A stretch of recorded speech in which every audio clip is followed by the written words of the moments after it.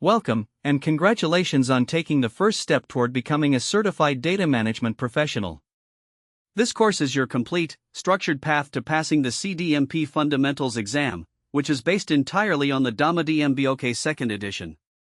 Over the next 14 modules, we'll work through every knowledge area the exam tests, clearly, efficiently, and with a constant eye on what actually shows up on test day. Let's get started. Before we dive in, a quick word about why this course exists. I set the CDMP Fundamentals exam and passed it with a score above 80%, the threshold that qualifies for the master tier. So everything you're about to learn is shaped by real exam experience, not just theory. Here's my promise to you, I won't just walk you through the DMBOK content. I'll show you exactly what the exam tests, how it phrases its questions, and where candidates trip up. That insider perspective is the difference between knowing the material and passing the exam. Let's make sure you do both. So, is this course right for you? If you work with data in almost any capacity as an analyst, an engineer, an architect, a database administrator, a governance or quality specialist, or a BI professional, this is built for you. It's equally valuable if you're a business analyst, a project manager, or a student looking to break into the data field and prove your knowledge with a respected, vendor-neutral credential. You don't need any prior certification, the Fundamentals exam has no prerequisites. What you do need is a few focused hours each week and a willingness to learn the DMBOK-specific vocabulary. If that's you, you're in exactly the right place. Here's the full scope of what we'll cover. The 14 knowledge areas of the DMBOK 2nd edition.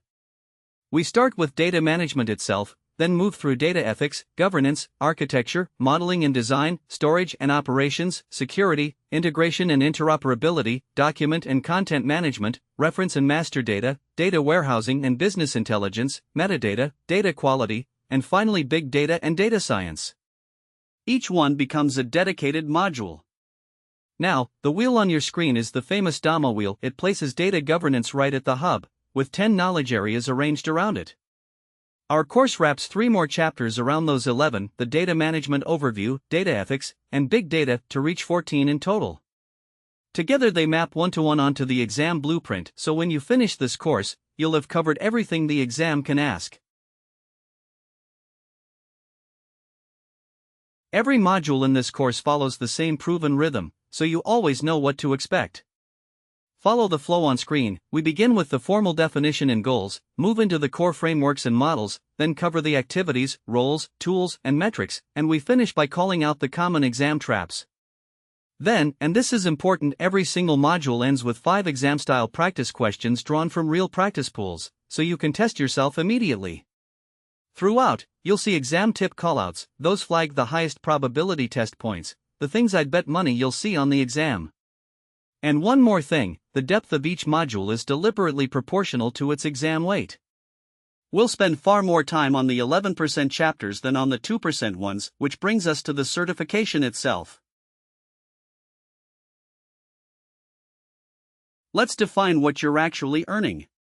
The CDMP Certified Data Management Professional is the leading professional certification in the data management field, administered by DAMA International, the Data Management Association. What makes it credible is that it's built entirely on the DAMA-DMBOK 2nd edition, published in 2017. That's the data management body of knowledge, the closest thing our profession has to a universal reference text. The certification is vendor-neutral, globally recognized, and it validates your knowledge across all 14 DMBOK chapters. In fact, the DMBOK itself explicitly names the CDMP as the exam it supports. So when you study the book, you're studying the exam. Now here's something that surprises a lot of candidates. There's essentially one exam, but 4 credential tiers, and you can see them climbing on screen. Pass the Fundamentals exam at 60% or above, and you earn the associate credential. Score 70% or higher, and combined with 2 specialist exams and some years of experience, you become eligible for the Practitioner tier. Hit 80%, plus the specialist exams and more experience, and you're on track for master. The top tier, Fellow, isn't earned by exam at all, it's awarded by nomination for distinguished, long-term contributions to the profession. Here's the key takeaway, and write this down: your score on this single fundamentals exam determines which tiers you qualify for. That's why I always say aim high. A strong score keeps every door open for the rest of your career. Let's demystify the exam format, because knowing it removes a lot of anxiety.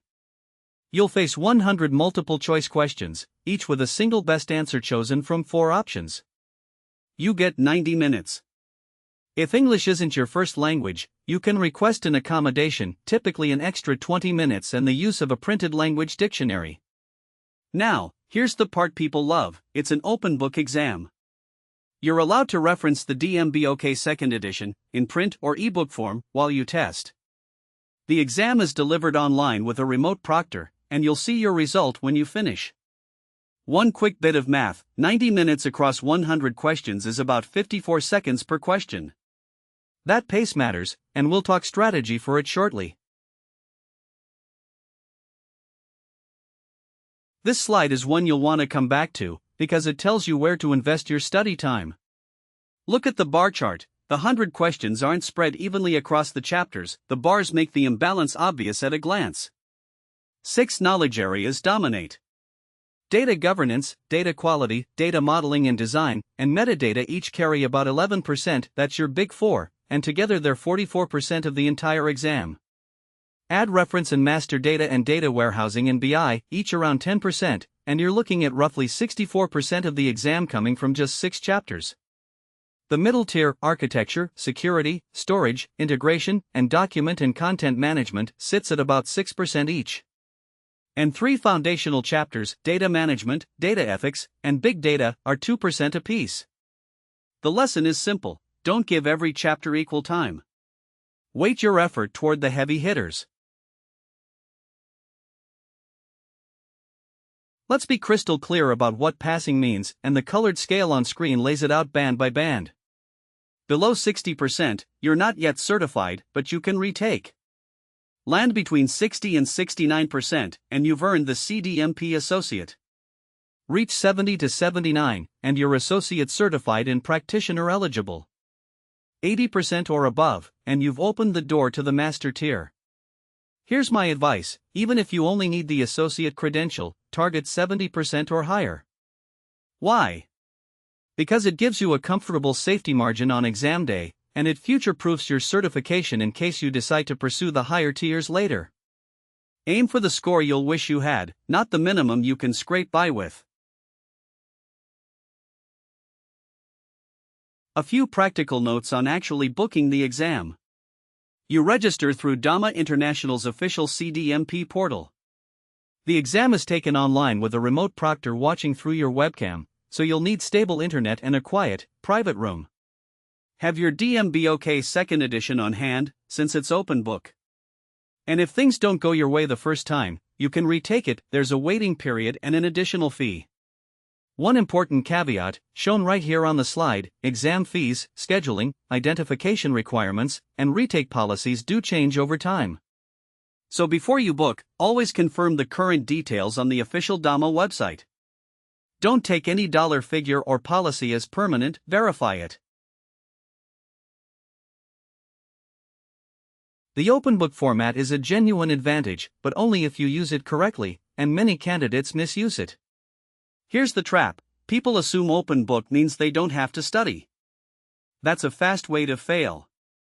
Remember, you have about 54 seconds per question.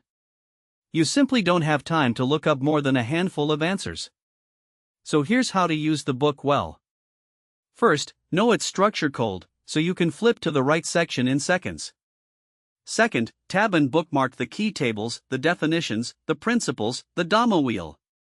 And third, use the book to confirm an answer you're unsure about, not to learn the material for the first time. Think of the DMBOK as a safety net for 5 or 10 genuinely tough questions, not as a replacement for preparation. Study first, the book is your backup. Let me give you a concrete, repeatable study loop you can run for every chapter. It's the circle you see on screen, and you run it once per chapter. Step 1. Watch the module here in this course. Step 2. Read the corresponding chapter summary to reinforce the key points while they're fresh. Step 3. Memorize the anchors, the definitions, the numbered lists, the acronyms, because the exam tests these precisely. Step 4. Do the 5 practice questions at the end of each module, then progress to full-length practice exams. Step 5, and this is the one people skip: review your wrong answers and understand why you got them wrong. Don't just memorize the right letter. And Step 6, spend a little time mapping the DMBOK so you can find facts fast during the open book exam. Run that loop, weighted toward the heavy chapters, and you'll be ready. The CDMP exam has a real fondness for precise lists and acronyms, so let's arm you with the highest yield ones up front. SMART, specific, measurable, actionable, realistic, time-bound, describes good objectives. DIKW is the data, information, knowledge, wisdom pyramid. ROT stands for redundant, obsolete, and trivial data, the kind you want to minimize. PDCO, plan, develop, control, operate, are the 4 activity categories used across every knowledge area. ADKAR, awareness, desire, knowledge, ability, reinforcement, comes from change management. GAAP is the generally accepted information principles. And SIPC, suppliers, inputs, process, outputs, consumers, is the basis for the DMBOK context diagrams. Here's a crucial exam tip: when a list has a name count, like the 6 goals or the 11 principles, the exam loves to ask which item is not one of them. So don't half-learn these lists, memorize the complete set. Let's talk tactics for the exam itself, because good technique can be worth several points. First, budget your time, about 54 seconds per question, and never let a single tough question swallow 5 minutes. Use a 2-pass approach: answer all the easy questions first, flag the hard ones, and circle back with whatever time remains. When you're unsure, eliminate the obviously wrong choices to improve your odds. And always answer every question. There's no penalty for guessing, so a blank is just a wasted chance. Finally, read the entire question stem and watch for qualifier words like best, most, not, and except, which completely change what's being asked. And when 2 answers both look correct, choose the one that uses the DMBOK's exact wording. That tiebreaker wins more often than you'd think. Now let me show you where candidates routinely lose easy marks, so you don't. The single most common trap is confusing data governance with data management. Governance is oversight, it ensures data is managed properly. Management is execution, it actually does the work. The exam tests that distinction constantly. Another trap: mixing up the 3 operating models: centralized, replicated, and federated. A third, confusing the different steward types and how much authority each one has. And a classic one, treating the data lifecycle as if it's the system's development lifecycle. It isn't, it's based on the product lifecycle. Finally, watch for red flag absolute words: always, never, only, all, none, exclusively.